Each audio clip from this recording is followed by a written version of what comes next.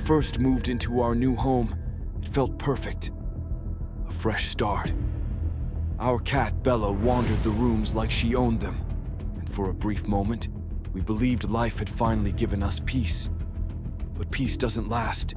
Not here. The house next door sat unfinished, abandoned in silence.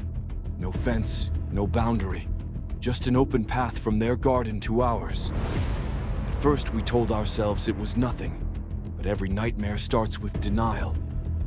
On our very first night, I looked up and saw him. A man in a darkened window, staring straight at us. His face expressionless, his posture stiff, his eyes locked with ours like he'd been waiting. He didn't hide. He wanted us to know he was there. For half an hour, he just stood there, never blinking, until we went inside. That was the beginning. Soon after, shadows started cutting through our garden. Men from the house behind, moving like they owned the place. They came one night carrying a bag, offering stolen goods with forced smiles. We laughed it off, tried to treat it like some awkward encounter. But deep down, we knew. People who walk into your life uninvited never come empty-handed. They always bring something with them. Fear.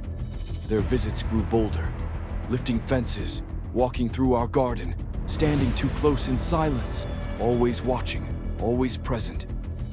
We were young, only 20, and they knew it. They wanted us to feel powerless, and it worked. Then the police appeared. 2 officers slipped into the abandoned garden, lifted the fence, searched for minutes, and left without explanation. Days later, they told us the men had been evicted for antisocial behavior. We thought that was the end, but the silence that followed was worse. One night, while I bathed, my fiancée stood by the window, phone in hand, recording. A man we'd never seen before stood in the garden below, staring at our house. When she noticed him, he sprinted straight toward us. He grabbed our door handle, rattling it, then vanished into the abandoned house, slamming against the windows like he was trying to break through. We called the police. They came. They watched the video. They nodded, and then they left. But what they left behind was fear that never went away. Then came the whistling. At 2:16 a.m., a sharp, mocking tune floated through the dark, then tapping on our window. Our cameras caught nothing. Whoever it was knew how to move without being seen. The next day, our doorbell camera was gone, the memory ripped out.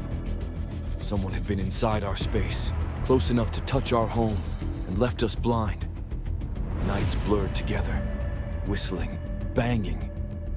Unseen footsteps circling the house. Then one night, he returned. The masked man. He stood in the middle of our garden, arms spread wide, head tilted, like some grotesque parody of a savior. His hood was up, his mouth covered, but his eyes never left our bedroom window.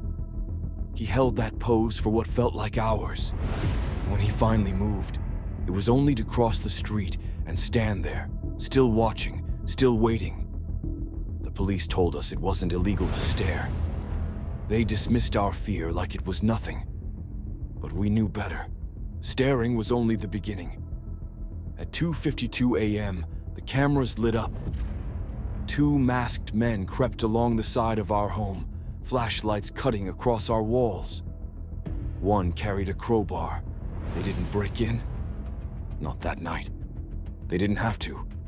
The message was clear. They could. Anytime they wanted. Now every night I see him, across the street, standing in the dark, waiting. Sometimes he points, sometimes he waves, sometimes he just stares.